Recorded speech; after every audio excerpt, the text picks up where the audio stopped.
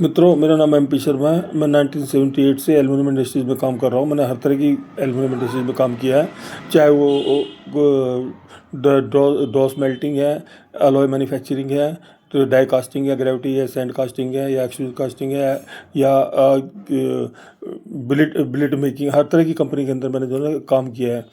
मित्रों, मेरे पास कोई किसी का इन्फॉर्मेशन आई थी कि एक कोई प्लांट सेटअप हुआ है, मैं नाम नहीं बताऊंगा कौन सी कंपनी का। उसमें जो है बताया कि बहुत अच्छी तरीके से लगाया हुआ है, थोड़ी सी जगह के अंदर जो है काफ़ी मशीनें वगैरह लगा दी हैं, और मतलब बिल्कुल सही तरीके से सेट किया हुआ है। तो उसके बाद में मेरे को जब खबर बदली मिली कि उसमें प्लांट के अंदर से जो लोग बाग काम कर रहे हैं वो 2 महीने बाद, 3 महीने बाद, 4 महीने बाद छोड़ के चले जाते हैं। तो मैंने जब अपना दिमाग लगाया तो ये कि एक छोटी सी जगह के अंदर यदि आप ज़्यादा मशीनें लगा देंगे, फर्नेस लगा देंगे, तो उसमें जो है क्या होगा कि ना तो मेंटेनेंस का काम का करने के लिए जगह होगी, ना वर्कर को काम करने के लिए होगी। एक मशीन से दूसरी मशीन के ऊपर जो वर्कर का मेल्टर काम कर रहा है या कास्टर काम कर रहा है, तो उसको जो है तकलीफ तो होगी ही होगी, क्योंकि होल्डिंग फर्नेस भी नज़दीक ही होती हैं। तो वो मेरा जो ये वीडियो डालने का मकसद ये है कि आप जो है यदि कोई भी प्लांटर लगाते हैं तो या तो किसी सही आदमी को पकड़ो जिसके पास ऑलरेडी नॉलेज है, और या नहीं तो जो है 2 3 4 जगह एक्सरसाइज करके क्या नाम है, थ्योरेटिकल एक्सरसाइज करो, प्रैक्टिकल एक्सरसाइज करो, जो जिससे तुम जो मशीन को खरीद रहे हो उस वहाँ उनसे उससे जो है उसकी हेल्प लो, कभी दूसरी जगह जाके दिखाओ।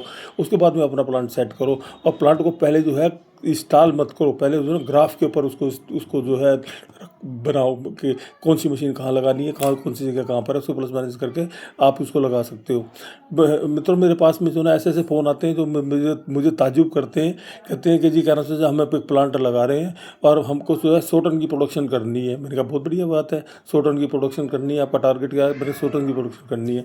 आज 100 टन की प्रोडक्शन करनी है, कह रहे जी हमने लगा लिया है प्लांट, हम किसी ने बोला था हमको लगा लिया है। मैंने कहा क्या लगाया? कहते 6 टन की फर्नेस लगाई है हमने। वो कहता जी 8 टन की। अरे 8 टन की 6 टन की फर्नेस तुमने लगाई है और महीने में तुमने 100 टन मटेरियल बनाना, क्या करोगे तुम? कैसे काम करोगे? तो जितनी रिक्वायरमेंट होती है उसी के हिसाब से फर्नेस को भी सेट किया जाता है कि यदि आपको 100 टन की प्रोडक्शन की रिक्वायरमेंट है तो आपको 100 टन के हिसाब से ही करना पड़ेगा। क्योंकि क्या होगा कि बड़ी फर्नेस होगी तो वो तेल ज़्यादा खाएगी, वो एक्सपेंस बढ़ेंगे, अननेसेसरी एक्सपेंस बढ़ेंगे, और प्रोडक्शन प्रॉपर तरीके से नहीं हो पाएगी। ये ऐसी एक कानपुर में किसी का मेरे पास फ़ोन आया था कि जी हमें प्लांट लगवाना है, और बाद में जो है 2 3 महीने बाद उनका अचानक फ़ोन आया कि हमने प्लांट लगा दिया जी, आके देख जाओ और अब उसमें जो है कुछ इंप्रूवमेंट करना कर जाओ।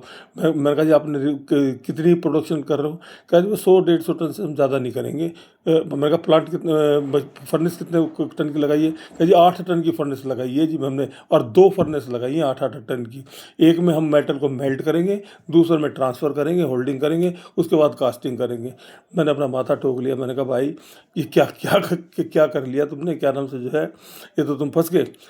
चलो जो भी है, जैसे जिसकी जैसी वो है। अब इसमें क्या होता है कि जो मीडिएटर होता है ना, वो सोचता है कि यदि मैं 1 टन की या 2 टन की फर्नेस लगवा दूंगा तो मेरे को अपना पर्सनल बेनिफिट जो है ना वो कम होगा, या यदि मैं 1 मशीन या 2 मशीन लगा देता हूँ तो मेरा मेरा जो है ना अपना पर्सनल बेनिफिट जो है कम होगा। यदि ज़्यादा मशीनें लगाऊंगा या ज़्यादा बड़ी मशीनें लगाऊंगा तो मेरा पर्सनल बेनिफिट भी उसी हिसाब से बढ़ जाएगा।